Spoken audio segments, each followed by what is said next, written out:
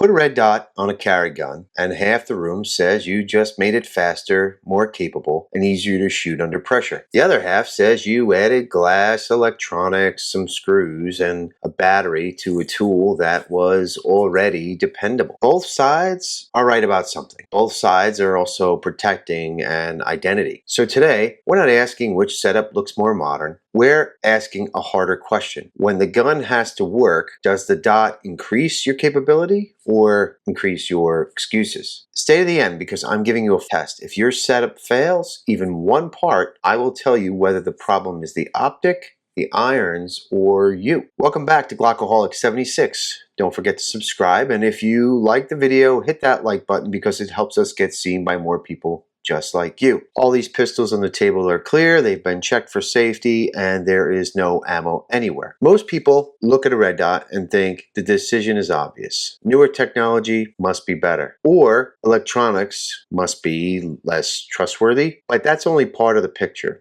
What matters is whether the system adapts to your vision, your training, your carry routine, and your willingness to maintain it. Red dots are not a social media invention. Aimpoint traces the concept back to its founder, Arnie Ekstrand, who noticed a reflecting point of light in a concave mirror. You can see our red dot reflecting there. Then he built an early prototype with simple household materials. The idea was straightforward. Both eyes open and place one visual reference where you are looking. What changed is scale. Optic-ready slides, enclosed emitters, long battery life, and factory integrated mounting systems moved pistol dots from competition gear toward mainstream carry and duty use. That does not prove a dot is right for you, but it does prove this is no longer a fringe experiment. The market's answered. Are pistol optics here to stay? Yes. The personal question, though, is still open. The dot's biggest advantage, here I have a O-Sight SE on a Glock 43X. Once again, all these pistols are clear. So have the Radian afterburner with ramjet on this pistol. The dot's biggest advantage is not speed, it's information. With irons, shooters manage your rear sight, front sight, and target. With a dot, the goal is target focused, with one aiming reference laid over what you need to hit. That can be valuable when the targets are moving, the distance starts to open up, the lighting is imperfect, or your eyes no longer shift focus as easily as they once did. A dot also tells the truth. If the dot is bouncing around, your grip is moving. If it's streaks during the trigger press, you disturbed the gun. This pistol is clear. Once again, no ammo anywhere. The optic becomes an aiming device and a diagnostic tool. At distance, on smaller targets, and during transition, the dot can offer cleaner reference than irons. Manufacturers also design modern pistol optics around both eyes open, target-focused use. Those are legitimate advantages, just it's not magic. I'm going to put these optics all to the side here, and we are just going to talk for a moment about our iron sights. I'm also going to bring in one of my favorite little revolvers, the Kimber K6S here, the double action, single action. Once again, all these pistols are clear. Now is a good time to give irons the credit that they've earned. They're compact, they don't need brightness settings, they don't collect lint inside an open emitter, they don't ask whether your battery tray is tight or not, and a quality metal sight is simple. Basic mechanical system. Here I have the Glock 48 with just your simple 3-dot Glock sights. These are metal. Simplicity matters to the person who carries every day but doesn't want another maintenance schedule. Here's a little Bodyguard 2.0. I do see a lot of people putting optics on these. This is just a tiny pocket gun for me, so having a big optic on top isn't the best. Now these are just your blacked out rear with your red dot in the front. The dots on this do what it's supposed to do. This is not a 100-yard pistol, although I'm sure somebody can hit a target at 100 yards with this. This is a get-off-me pistol, up close and personal. There's also a cost argument when you purchase a red dot. This is the EPS carry on a P365 Spectra comp. You may need an optic ready slide if you want to put an optic on, unless you use one that has the dovetail mount plates I've seen here and there. You're definitely going to need the correct screws. You're going to need compatible holster, backup sights, and something like this. I have the suppressor height sights on the Spectra here. You're going to need certain tools to install and adjust your optic. Most of the time comes with the optic. You'll need some Loctite to confirm 0 at the range with your optic. Just validate your entire setup to make sure it works. If irons already give you that accountability to make hits at distances, a pace that you can defend with your training, keeping them is not being outdated. It's a choice. Simple only counts if you can use them well. Here's where it gets emotional. A red dot is one more thing that can fail. The useful question is what kind of failure and whether you created it. A dot can have a dead or weak battery. The lens can be obscured or dirty.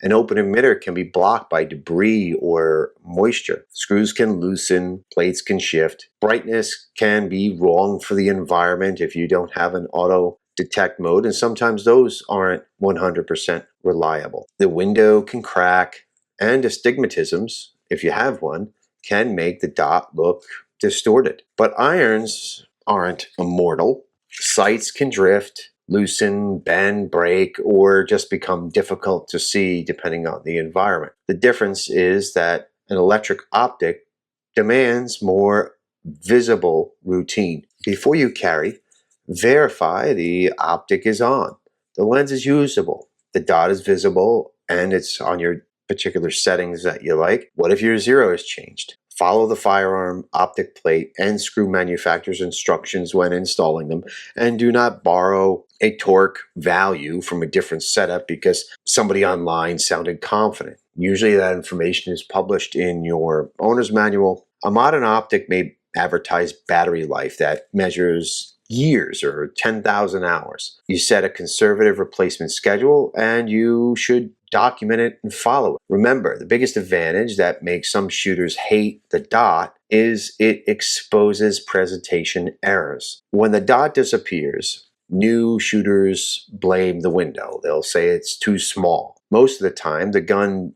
didn't just arrive where their eyes were looking. They fish the muzzle around until the dot appears. That feels slower to them. Then you have irons, which may have been masking inconsistencies, all of a sudden feel better. The fix is not staring at an optic. You pick a precise spot on the target, keep your vision there, build a repeatable grip, present the pistol so the window will arrive into that visual line, and then the dot will enter the picture. You shouldn't have to be hunting for it. The red dot does not replace fundamentals. It grades them in bright red or green. Here's a quick red dot or not test. Can you use the dot cleanly with your eyes or with your glasses and in typical lighting? If the reticle blooms or stars, test out other dots, colors, or even the systems before committing, because it just might not be for you a red dot, and you might need a green dot, or you might not need a dot, you might need a circle. Definitely test out your options. Your presentation. Can you bring the gun to your visual line and see the aiming reference without fishing for it? Test it cold and not after you've been warming up, dry firing, and see what you come up with. This is important. This is what I call validation. Have you tested your pistol and red dot at the range, confirming the mounting interface, the screws with your carry ammunition, and your holster combination for full function, and your red dot has 0? Because brand reputation is not validation. Red dot or not?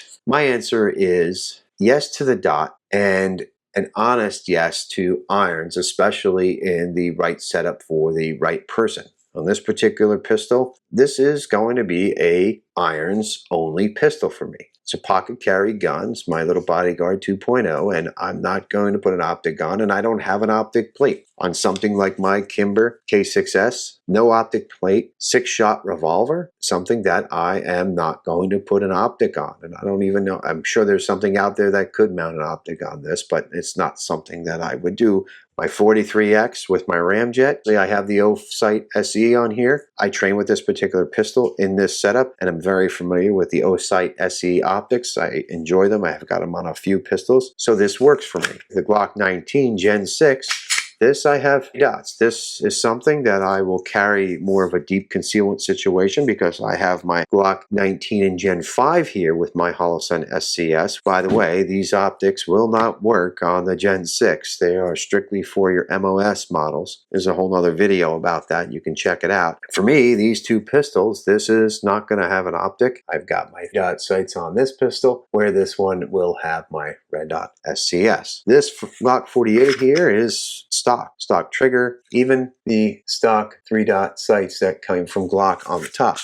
I really like this pistol, but this is another pistol where it would be a deep concealment situation, so I don't want an optic on this. This is not something that I am looking to bulk up because it's already a small pistol. Similar in footprint to your Glock 19, it's thin and it carries well. P365, EPS carry. This is my Spectra Comp. This is a great little shooting pistol. This pistol doesn't make it out the door too often. This is more of a kind of stash around the house if needed pistol, but this is the setup and this is how I carry this one. This is the Staccato HD 3.6 and this has the enclosed SIG Romeo X red dot optic on this pistol. All these pistols are clear. There is no ammo anywhere. This also has a TLR7 HL Extreme light on the front. I'll carry this pistol in the wintertime with this particular red dot and the way that these sights are on the HD where you have forward rear sight here. I love this setup, how I'll run and train with this particular pistol. This setup works for me with the red dot. If you buy a proven optic, you install it correctly, you confirm it on the exact pistol you're going to use it on, you train until the dot appears on presentation, you maintain the system. I trust the systems I have and I've validated all of them, not the brand name printed on the box. If you found this video helpful and you want to see more Glockaholic 76, I'd love to have you as a subscriber. If you like this video, hit that like button. If you didn't, don't. But either way, I'd love to hear your thoughts in the comments. Dots or irons? What is the strongest reason the other side gets it wrong? And don't just name your optic. Tell me what your routine is. What do you do to make it earn your trust? And how do you validate it? As always, I appreciate you watching my videos. Train smart, shoot often, stay ready. Glockaholic 76. Talk to you soon.